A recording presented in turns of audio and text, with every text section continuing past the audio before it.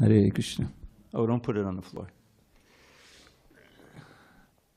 All right, everyone who needs a sheet has a sheet? All right. Jayanilo Premadana Karuna Prachur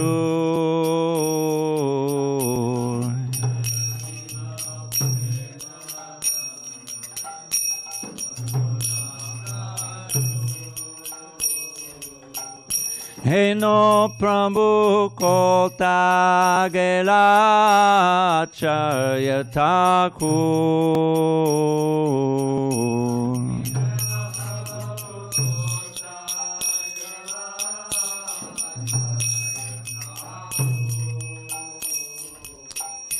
Kaha Mora Swarup Rupa Kaha Sanatan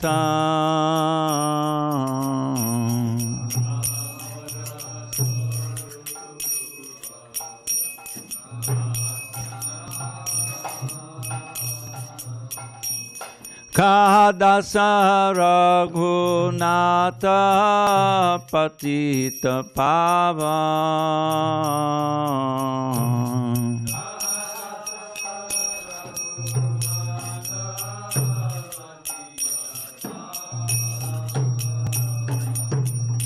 Kaha Mora Bhatta Juga Kaha Kaviraj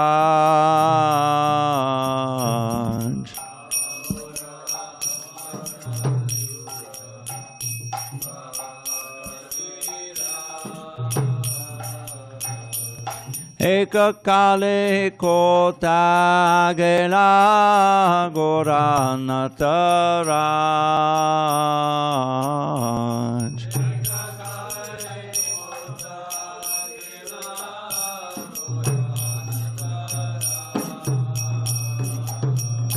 Pashane Kuti Bo Mata Anale Pashibo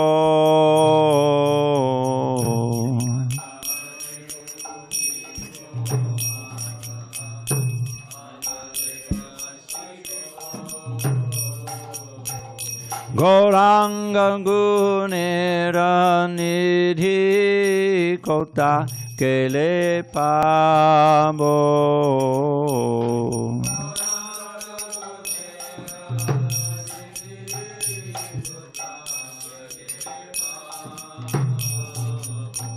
Se Samba Sangira Sange Je Koilo Bilas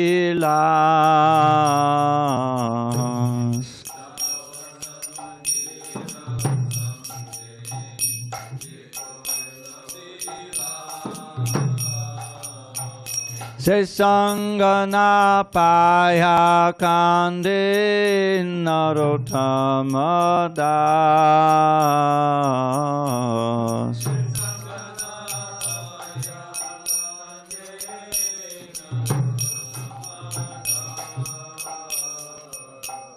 Jayanilo Premadana Karuna Prachur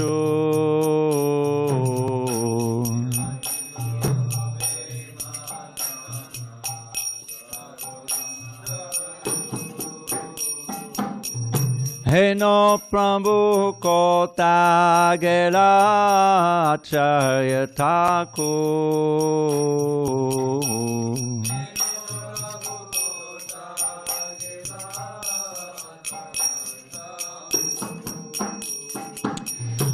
Jaya Vaishnav Thakur, Jaya Vaishnav Thakur, Vaishnav Thakur, Jaya Vaishnav Thakur.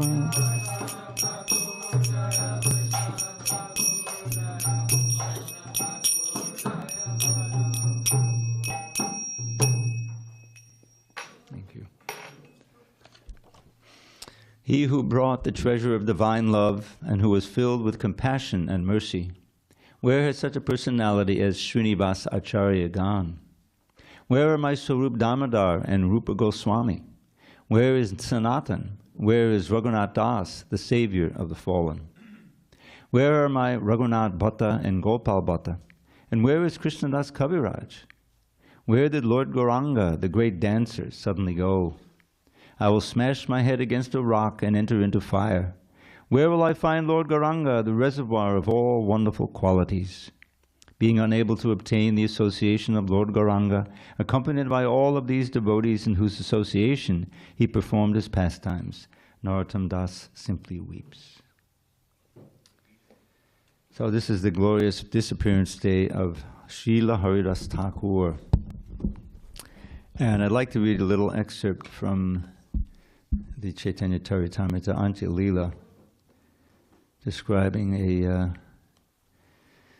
little seminar on the holy name that he had. He was meeting with Govardhan Majumdar and Haranya Majumdar. Raghunath Das was there, probably as a teenager. And there's a wonderful little exchange that takes place. Okay. So in that assembly, this is Antya Leela, chapter 3, text 174. In that assembly there were many learned scholars, Brahmins and respectable gentlemen. The two brothers, Haranya and Govardhan, were also greatly learned. Everyone there began to speak of Haridas Thakur's great qualities as if they had 5 mouths. Hearing this, both brothers were extremely happy. It was mentioned in the assembly that Haridas Thakur chanted the holy names of Krishna 300,000 times a day. That's 300,000 names. Now that's approximate. If you multiply out 192 rounds, you'll get more like 330,000. But anyway, that's an approximate. Thus all the learned scholars began to discuss the glories of the holy name. Some of them said, by chanting the holy name of the Lord, one is freed from the reactions of all sinful life. Others said, simply by chanting the holy name of the Lord, a living being is liberated from material bondage. Haridas Thakur protested. He said, these two benedictions are not the true result of chanting the holy name. Excuse me. Actually, by chanting the holy name without offenses, one awakens his ecstatic love for the lotus feet of Krishna. And then Haridas Thakur chanted Bhagavatam 11.240, which Lord Chaitanya told Prakashananda Saraswati that his guru, Ishvara Puri, had told him was the essence of the whole Bhagavatam. So here it is. Evam Bhataksva Priyanama Kirtya Jatan Rago to the Chitta Uchai Hasatyatoro Tadirauti Gayat Junmadavan Nityati Loka Bhaya. When a person is actually advanced and takes pleasure in chanting the holy name of the Lord, who is very dear to him, he is agitated and loudly chants the holy name. He also laughs, cries, becomes agitated, and chants just like a madman, not caring for outsiders.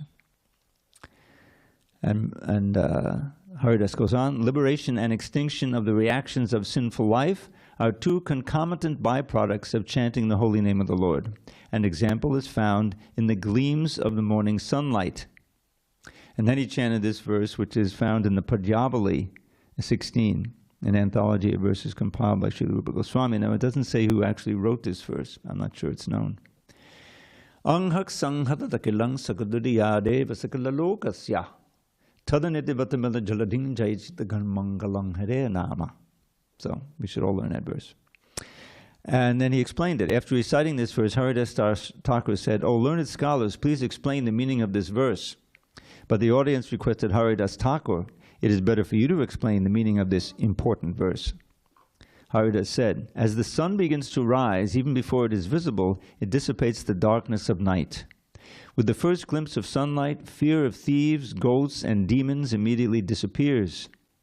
And when the sun is actually visible, everything is manifest, and everyone begins performing his religious activities and regulative duties.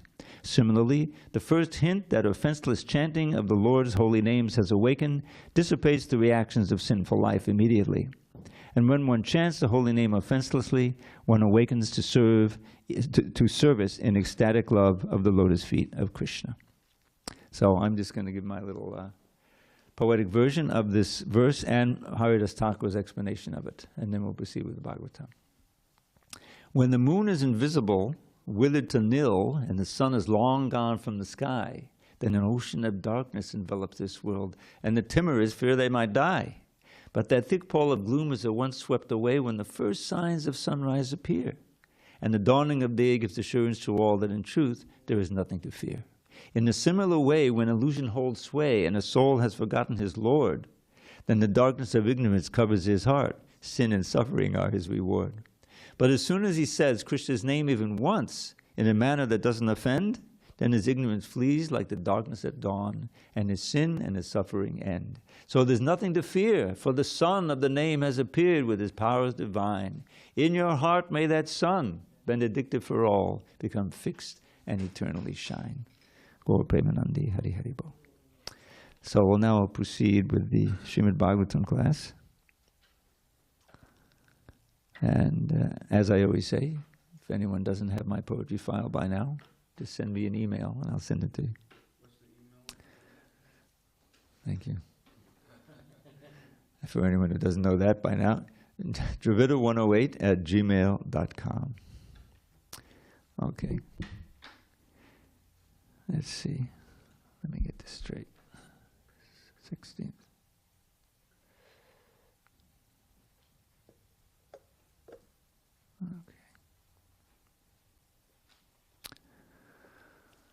Okay. Narayanam namaskritya narang chaiva narottamam devim saraswatim vyasam tato jayamudирayet. Before reciting the Srimad Bhagavatam, which is our very means of conquest, we should offer our respectful obeisances unto Lord Narayan, the Supreme Personality of Godhead, unto Narayan Rishi, the supremest human being, unto Mother Saraswati, the goddess of learning, unto Srila Vyasadeva, the author, and unto Srila Prabhupada, the translator, commentator, and our spiritual master. Nashta prayesha badreshu nityam bhagavata sevaya Bhagavatyuttama shloke Bhakti bhavati naishtiki. By regular attendance in classes on Srimad Bhagavatam and by rendering devotional service to the pure devotee, all that is inauspicious within the heart is destroyed almost to nil, and loving devotion to the Supreme Lord, who is glorified in transcendental songs, is established as an irrevocable fact. Om Namo Bhagavate Vasudevaya. Om Namo Bhagavate Vasudevaya. Om Namo Bhagavate Vasudevaya.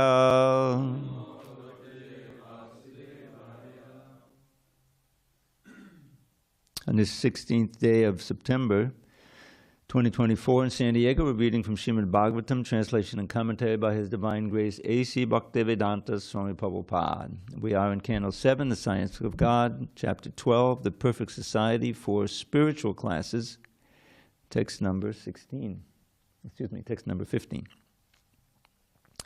Agnau Gurav Atmanicha Sarva Bhuteshu Adhokshajam Bhutai Swadhamabhihi Pashyed Apraviṣṭaḥ praviṣṭavat Agnau Gurav Atmanicha Sarvabhuteshvadhokshajam Bhutai Swadhamabhi Pashyed Apraviṣṭaḥ praviṣṭavat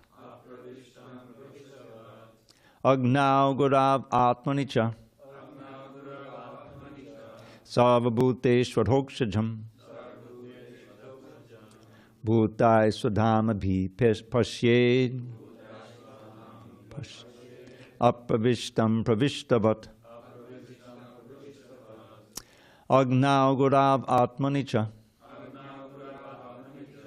Sarvabhuteshvadhokshajam Bhutai Swadhamabhi Pashyed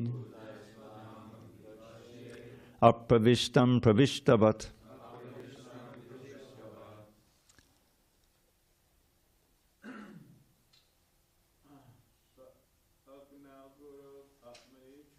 Agnau Gurav Atmanicha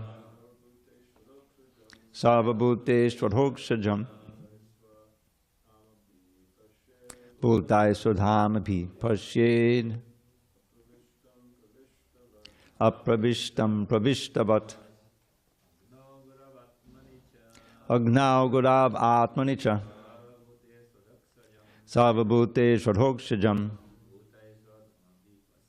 Bhutaya Swadhamabhi Pashyed Apraviṣṭaḥ praviṣṭavat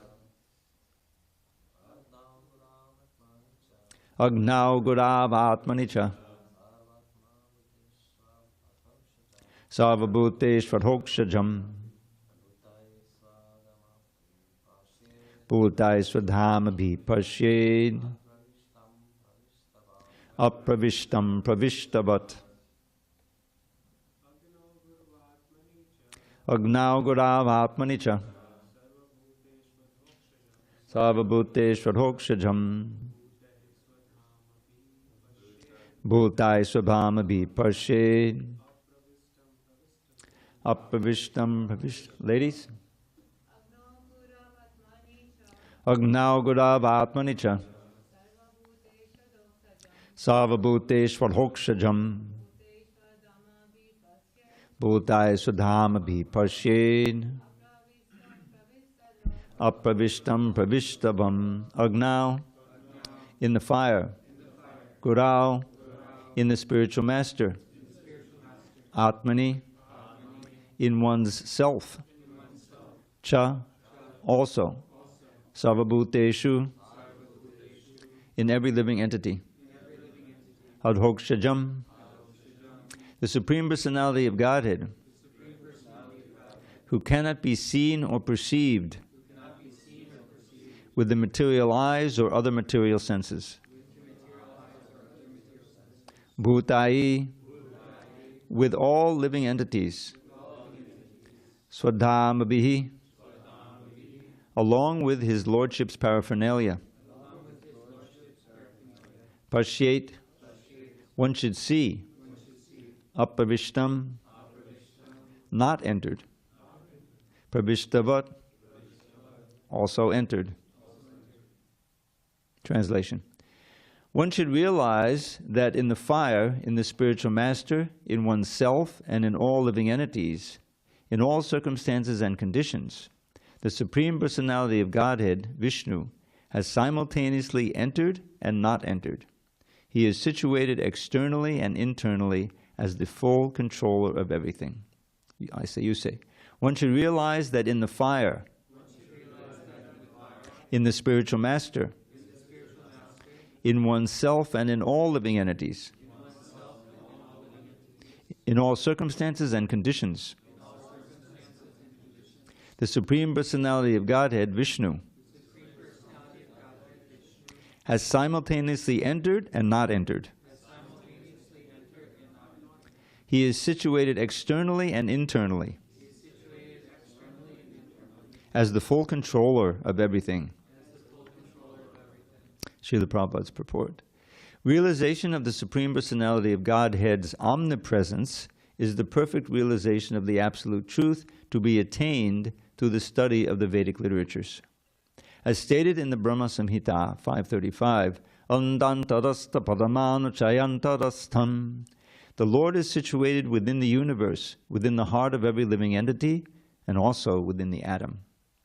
We should understand that whenever the Supreme Personality of Godhead is present, he is present with all his paraphernalia, including his name, form, associates, and servants.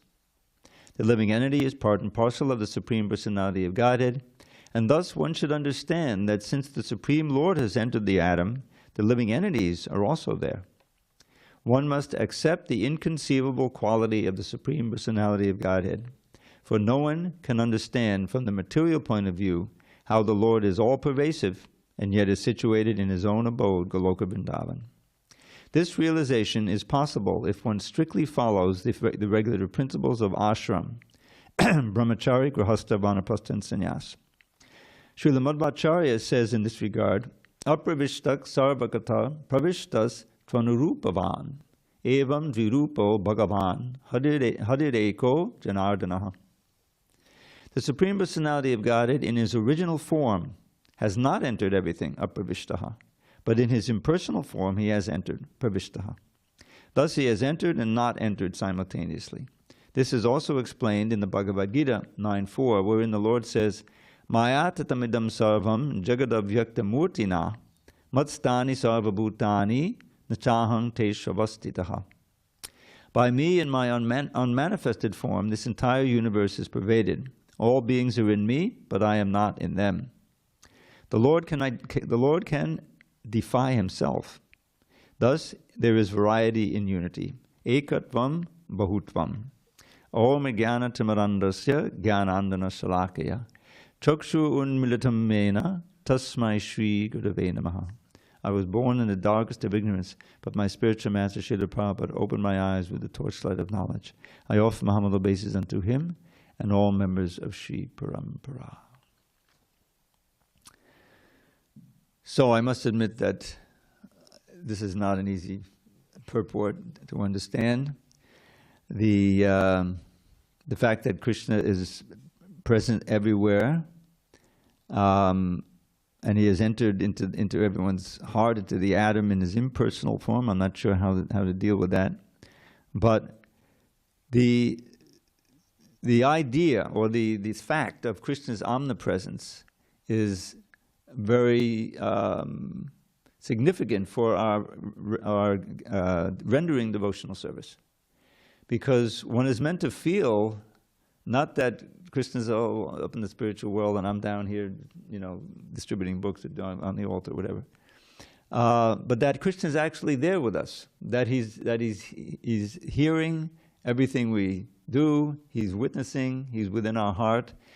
Prabhupada quoted this one verse from the Brahma Samhita, but the one he didn't quote, which also deals with this, is Premanjana churita bhakti vilochanena santa sadaiva vidayeshi vilokayanti. Yang shyama sundaram achindaguna sarupam govindamadi purusham tamaham bhajami. I worship Govinda, the prime of the Lord. Those who have smeared their eyes with the ointment of prema, pure love for God, can see him in every moment in their hearts, in the most beautiful, all-attractive form of Shyama Sundar. It's not that they're seeing the four-armed form of Vishnu. They're actually seeing and experiencing Krishna there in their hearts at every moment. So this is what it means when Prabhupada talks about how, we have to perform, devotional service 24 hours a day. Well, okay, actually, obviously we can't do that right now, right? I mean, but even to think of how someone could actually do that in the middle of sleep. And of course, what it means is that if you're always, at every moment, thinking of Krishna during your waking hours, in love and in service, then that will be carried forth in your dreams as well. Krishna will bless you with dreams of him, of service, right? Otherwise, how can you practice 24 hours a day? And this, this idea, it goes back to the Achincha Beta Beta philosophy of Lord Chaitanya, which directly is there, Prabhupada quotes from the Bhagavad Gita, Maya tatamidam savam jagadavyaktam matstani savam nachaham te shavastita. He seems to be contradicting himself there. I am present everywhere. Maya tatamidam sarvam jagadavyaktam. In my unmanifest or in form, I am present everywhere. Matstani sarvabhutani. All living beings are in me, but I am not in them. I am present in everything, but then again, I'm not present. This kind of thing. So this is where the achincha comes in, the inconceivable. We certainly can't conceive of this with our present materialistic mind, or even a mind where we're somewhat Krishna conscious. It's just one of the inconceivable things. I always thought, when I remember reading the Bhagavad Gita, and I came across that verse, it's kind of a famous verse, the 7th chapter, Veda ham samatitani, vartamanani charjana, bhavishani bhutani, mam tu vedana kaschana. I know everything that happened in the past, everything that's happening now, and everything that will happen in the future, but me, no one knows. Somehow or other, this omniscience of Krishna, everything that's going on, everything that we're thinking, everything that we're doing, everything that we as in our previous incarnations have all done, through our entire lives, that's really inconceivable. It's the kind of thing that can only be described as a achincha, and we can only offer our obeisances to Krishna if someone has that kind of knowledge. But it's a very important thing to really try to grasp that Krishna's power, and that is just like we get in the Bhagavad Gita, and especially in the Bhagavatam. You notice how when there's so many prayers in the Bhagavatam, Indra is defeated and he comes with some prayers. Kali is defeated, he has some prayers. Especially his wives have these prayers, his Nagapatnis. And oftentimes these prayers, they're very philosophical. You are the source of everything, you have created everything, you are all-powerful Lord, and everything. And then there's oftentimes, but you're still favorable to your pure devotees and like that. And Krishna accepts those prayers. So that's really the arc of all of our devotional service, has to follow that. Prabhupada, because he installed these Radha Krishna deities in so many temples. And so how to worship them, how to approach them, how to relate to them. So Prabhupada said, in our present condition, we should relate to him as, Lakshmi Narayan, with awe and reverence, and with the highest respect and deference and surrender. Later on, we read about the intimate pastimes in the Krishna book and so forth, and how his great devotees are dealing with him more on an equal level, or even Mother Yashoda binding him and all these incredible things. But that's a very, very, very high position. We can't pretend, or even, we can aspire for that eventually, but we should understand that it takes a long period of purification, and even sometimes several births, hopefully not too many, of purification before we can actually realize that highest level, which is a pure love for Krishna, in which Krishna presents himself as not this all-powerful, all-knowing, eternal personality, but rather as all-attractive and able to relate to every living entity in just the way that they desire. So that's important to understand.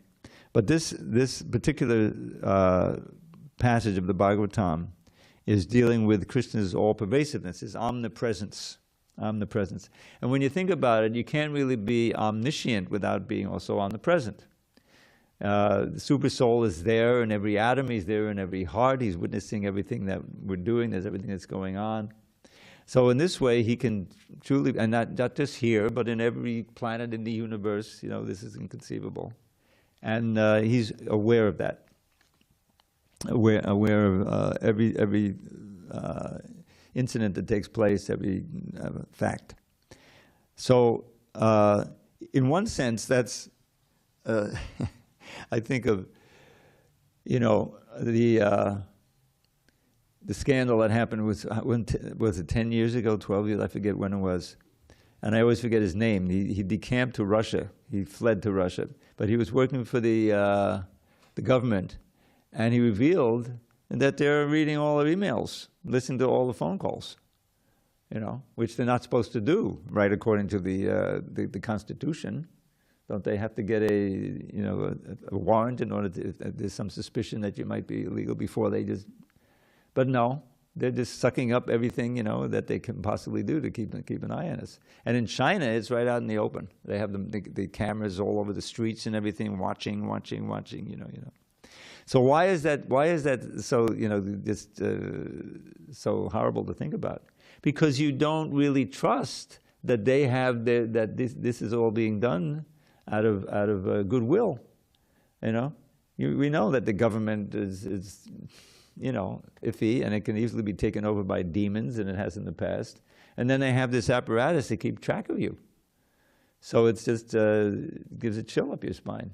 To think that every single thing that you do or say is being recorded and judged by somebody who knows who.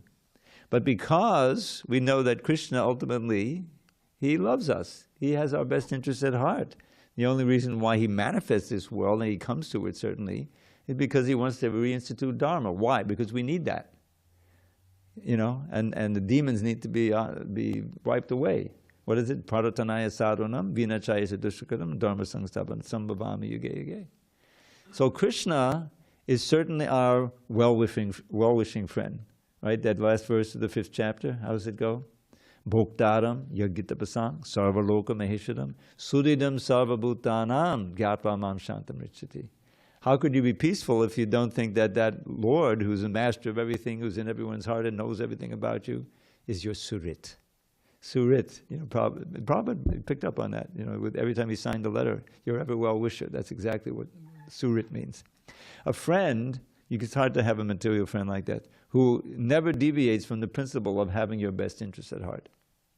That's Krishna. So such a person, yes, you can know everything about me, because I know that you'll do something on that basis to help me. So that's understanding and accepting it. That Krishna's. I remember reading the introduction to the Gita for the first time, and something that stayed with me and stuck out somehow always that when Prabhupada is explaining how the super soul is there in everyone's heart and he knows everything, and then Prabhupada said, we should always remember that. This is really the important part of bhakti, to always feel that Krishna is watching us what we're doing, and that we're doing devotional service. We're not falling away. We're not covering and up and down devotional service, but actually we're feeling that He's watching us every moment, and that we're doing something that He will approve, right? Because we know that's the spiritual master. This is an advanced platform of devotional service, and it means that we're realizing the omnipresence and the omniscience of the Lord, and we're welcoming it, because our hearts are clean enough so that we want to do only those things that please Krishna. That's really the platform of pure devotion. I like to quote this verse. I was just sharing it with someone. I think it was the Maharaj. He was over at my house. I gave him this. This is like a short form of Anyabhilashitas Shunyam. Is everyone familiar with that verse? This is right in the first chapter of the 11th verse of the Bhakti Rasamrita Sindhu, first chapter, first part. And it's a definition, what we're aiming for. He's giving the purpose of the book and the purpose of our bhakti. So we can chant it together, those who know it. Anyabhilashita shunyam jnana karma janavratam anukulena krishnanu shilanam bhaktiruttama. So this is the goal, not liberation, as Haridas Thakur is explaining in this passage. Not liberation, certainly not some material opulence or whatever. But no, it's pure love for Krishna. So he says, Anya abhilashita shunyam. Now it's always shunya, as in Prabhupada's mantra also, not shunya, shunya. Anya abhilashita shunyam means devoid, completely devoid of other aspirations, other than, we'll explain the rest of the verse. And he classifies them. Jnana karma dhyanavritam. Now he uses the word avritam, which is very significant. Every word is significant. It means covered. Not obscure, not adulterated, alloyed. We want unalloyed. This is alloyed with jnana, with desire for knowledge, jnana, karma, or ordinary, some fruit of activity, which is basically what all Western religion is about. Please give me this, please give me that, No. Jnana, karma, dhyanavartam. And jnana also includes mukti. Jnana, karma, adi means etc. So that's a bhukti, mukti, siddhi, kami, sakala shanti, in another verse we have. Ordinary material, enjoyment, dharma, artha, kama. That's no, that's not what we're performing this dharma for. This sanatana dharma. Anavritam, not covered, not polluted, not diluted by any other desire. Then, okay, that's what it is. And what is it? Anukulena Krishna Anushilanam.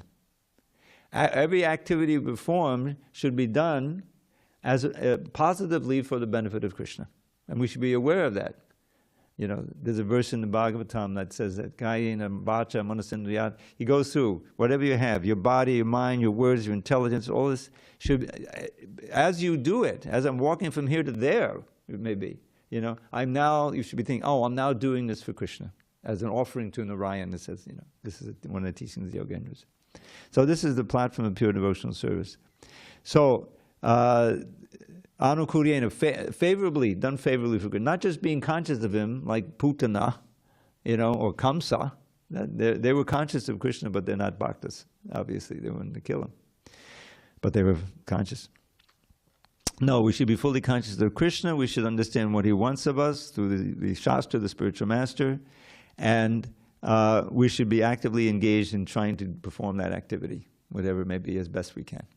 That's our platform. And the more that we act that way, the more our heart will become purified, and the more we'll actually feel that way, that we want to do. We're spontaneously attracted to do this for Krishna, to do something difficult for Krishna, which really is, the standard of the highest devotees. They all sacrifice like anything to spread Krishna consciousness. I was just working on the 11th chapter of the Bhagavad Gita. You may recall the last verse. It's got the whole universal form, and Arjuna goes through all of this, and his prayers, and he's scared, and finally Krishna said, please show me your original all-attractive form. And so he does, and then the last verse, mat karma krin mat padamo mat bhakta sangha varjita nirvairabhata savabhuteshu yaksamami pandava. So he's saying there, simply perform activities for me, mat karma krin, mat padamo, the Supreme, mat sangha varjitaha, give up bad association, act for me, and you'll certainly come to me. So Prabhupada said this is the essence of the whole Bhagavad Gita, this verse. As soon as I memorized it many years ago.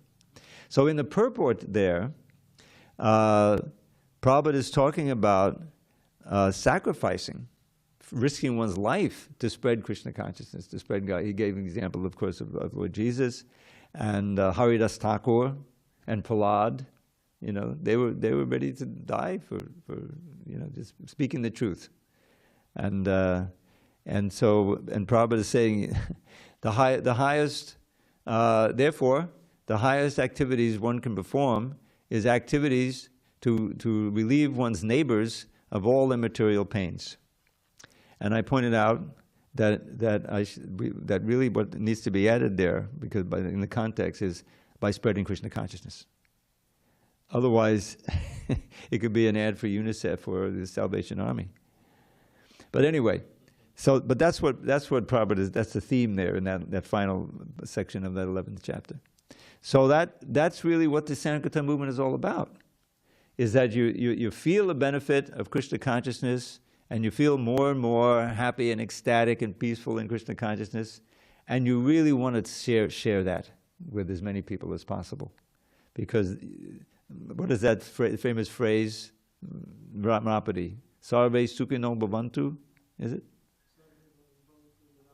What is it?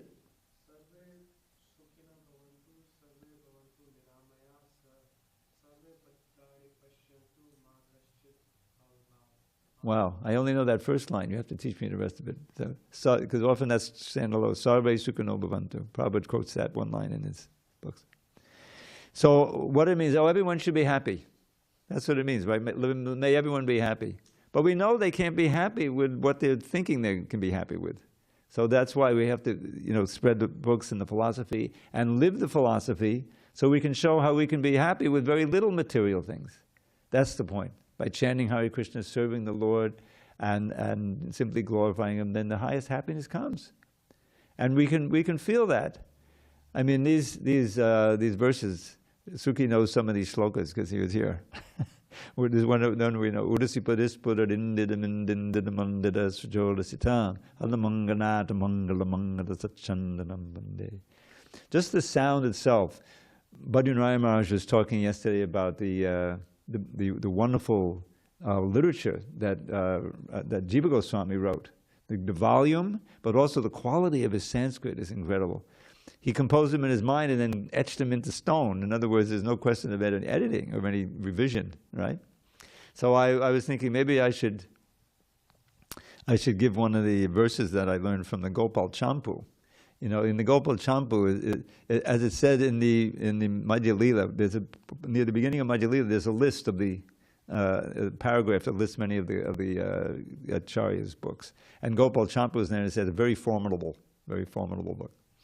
So anyway, the songs there are just wonderful. I don't know the ragas, I don't see, but the meter is just incredible, the sound and the content. So the one verse I was going to give is part of a song that he wrote, because he's going through the 10th canto, and this is the Venugit section where the gopis are thinking of Krishna in the forest, and it features the flute. That was called Venugit.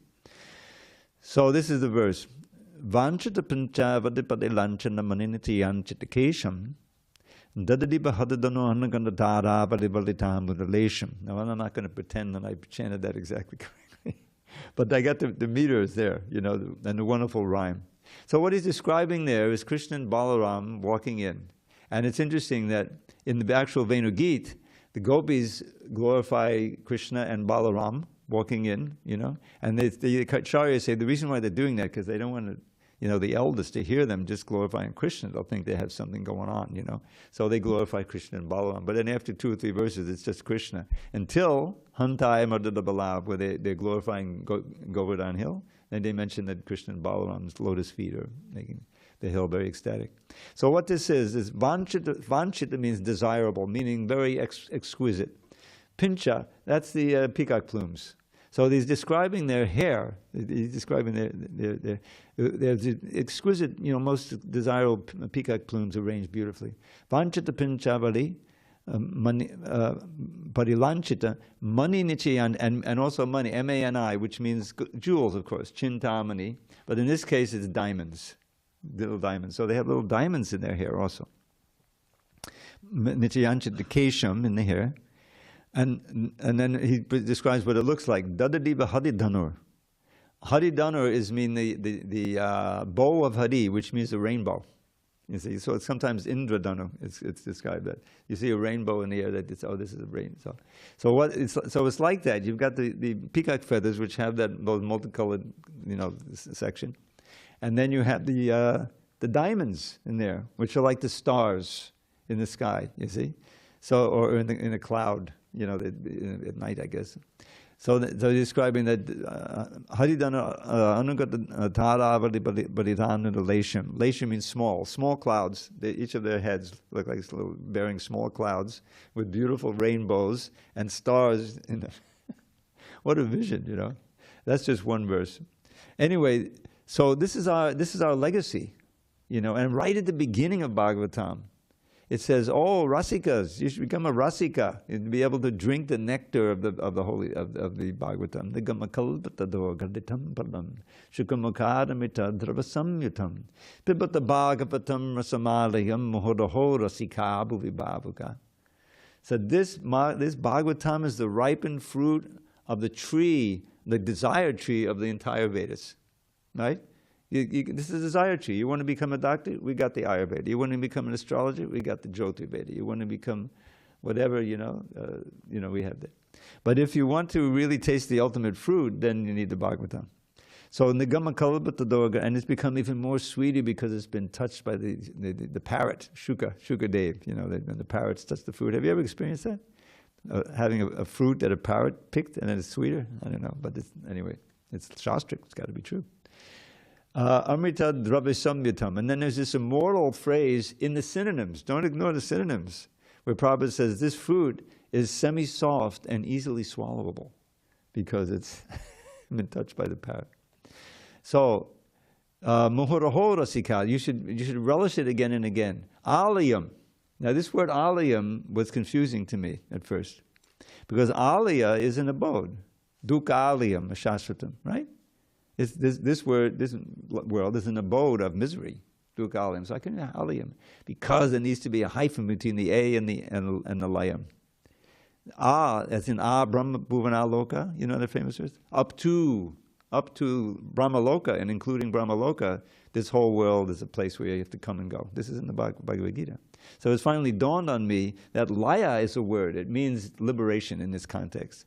So it means up to and beyond liberation, you should hear the Bhagavatam. It's not just that you're going to get liberation, just like this holy name. That's not our motive. That's a byproduct. It's a wonderful byproduct of this chanting. So we should take that to heart, because that drinking, that relishing of the words of the Shastra that Prabhupada has so laboriously given to us can keep us enlivened completely. In our devotional service. We will remember more about Krishna. We'll be able to share all these, remembrances and these slokas with our friends and the devotees. And it's like an art. You know, when you hear someone play music, I remember, I don't know why these things come to mind, but way back in Miami, when I first came there in '83, you know, everyone was coming to Mongol Arctic and everything. We had a high percentage of devotees who had emigrated from South America, a lot of them from Brazil, you know. And the first kirtan, all these, you know, devotees were singing off tune. They couldn't actually hold the tune. Then okay, this will be a little austere. So gradually, you know, they learned.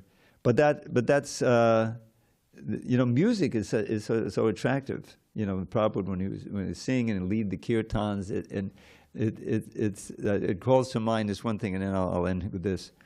There's something I discovered in learning all these verses. Taurya Trikena. Does anyone remember that? What that means? Taurya Trikena. We're all familiar with it. Hare Krishna. Welcome. Oh, it's time for the Monday morning cleanup. So Taurya Trikena very simply means singing, dancing, and playing musical instruments. You see? Now, it doesn't say, you know, what you're singing about or what. So it can be obviously a very strong feature of Maya. Think of all the raves, all the rock concerts, all of the millions of nonsense things playing on the internet. That's also music. It's singing, dancing, playing musical instruments. But Lord Chaitanya took those powerful forces and he made it into the blessing of the age. Sankirtan. Singing, the holy name, dancing, playing musical instruments or harmonium, whatever. It's so powerful that it's attractive in and of itself, but when the holy name is there, then the holy name becomes, what was that? What's that for? Semi-soft and easily swallowable. In other words, it's much, you can more easily concentrate on the chanting in the holy name when you're dancing to it and you're playing musical instruments and so forth. So anyway, that's the great blessing of Lord Chaitanya. And the Bhagavatam follows, you know, is part of that tradition. The wonderful verses, the descriptions, the philosophy is there. We should drink that in also as part of the nectar. And at the same time, knowing that the ultimate goal of all of this is to, at every moment, feel the love for Krishna and to act on the basis of that as long as we have this physical body. And after that, to keep doing it eternally in our spiritual body. That's really what we're aiming for. Okay, I'll leave it there. I don't want to go over time too much. If there's any discussion for a few minutes, we can. Dvijamani Prabhu, the servant of the jewel of the twice-born. Yeah, I just have a comment. It's you mentioned the text from the 11th chapter of the Bhagavad Gita, the last one. Yeah, last verse. And how there's many examples of devotees who risk their lives for spreading God consciousness. It's just a beautiful verse because it mentions Jesus Christ. So if sometimes we show this verse to different people when we distribute books, and on the basis of that, they can take a book. So you show that verse and then you show them in the purport that Jesus Christ. Yeah, they like to see that. That's an interesting point. And also, it's a little bit unrelated, but yesterday I was I was going to set up at the Japanese garden in Balboa Park, and when we drove in, we saw Jehovah's Witnesses there in that spot where we set up. And me and Govardhan, we came out of the car, and I was thinking, what would I say to them if you know I want to take this spot? So I was kind of thinking, going there, and right there when I was about to just say something to them, they started attacking and left on their own. Krishna's mercy on you. Krishna's mercy. Krishna. I was just going to be polite and ask if they could go somewhere else, because this is a spot where we are. And you're so tuned in with Krishna that he gave them that message from within the heart, and they moved. It's uncommon for them to be there, so. Yeah. No, it's nice to see these things happen. We can take them as Krishna's encouragement. Yes, Prabhu. Hare Krishna, thank you for the class. Can you pull those curtains for me? I have a question about holy names. That should we remember our ultimate goal is prema during chanting all time, or what do you think about it? Well, I don't know if you can remember, if we're able to remember anything all the time right now. The mind is so restless and uncontrolled. It's harder to control than the wind. Isn't that in one of our shastras somewhere? I think that what did Prabhupada say? It's like a prayer, it's a prayer for service. That's certainly something we can try to cultivate, that we're calling out. I remember I used to go to these japa retreats in the aughts, before the recession and everything got so expensive, the devotees couldn't afford it anymore. But anyway, and they're really wonderful because you spend the whole day really thinking about the holy name in different ways. You meet with others and you discuss and everything. So, and then there's a period, there's always a day where you're trying to chant 64 rounds, which is a challenge. I remember chanting. And I was thinking, I can pray to the holy name for the mercy of the holy name. Because there's so many nice prayers. There's this wonderful ashtaka called Nam Ashtaka by Rupa Goswami at the end of his Stavamala. And several of the prayers are just prayers to the holy name for more taste, let me not forget you at any moment, And he has like sample names. Agadamana Yashoda Nandano Nandasunu Kamalanayana Gopi Chandra Vrindavanendra Pranata Karuna, which is my all-time favorite. You who are so merciful to the surrendered souls. Pranata Karuna. Krishna, and of course Krishna. Janeka Swarupe. Toy Mamadurachai Vardatam Namadeya. O holy name, please increase that Vardata, like O Vardhana, please nourish my attraction for you more and more. So you can have that feeling of prayer. You should have it, while we chant. And one thing we could pray for is the pure full concentration, so we hear every sound and every syllable perfectly. Lack of distraction. Let me not be distracted. Please help me. Hare Krishna, Hare Krishna. It's like that. And the last one has a phrase. The last verse in this ashtaka. He has the name of this devotee, Madhuripura. You may know him. He was named by Vaisheshikadata because it means a flood of nectar. Madhuripura means a flow of sweet nectar. Nadadavino jivana sudormini yasa Madhuripura tvam Krishna nama kamam spadame rasane rasena sada. Oh, holy name, you're just like the flood of this sweetest nectar. Please may I empower me so that I'll always taste you with my tongue as the sweetest thing, that you'll always maintain your sweetness as I chant you, So that's a sincere prayer, and the holy name is Krishna. So yes, Prabhupada even mentioned there's a conversation I heard where he said, yes, you should try to think of Krishna's pastimes while you're chanting, That's why sometimes you see I have this thing, and I have a special darshan I can show you later. Some of the most exquisite close-ups I've taken of deities, especially somehow the Balaram deity in Alatra. They installed Krishna Balaram there about 10 years ago. Has a special aura, special mood. So you can do that, and it's anything that will help you concentrate and to deepen your relation with the name is I think authorized. Hare Krishna. Okay, all glories to Srila Prabhupada. Thank you for your attention, and we'll see you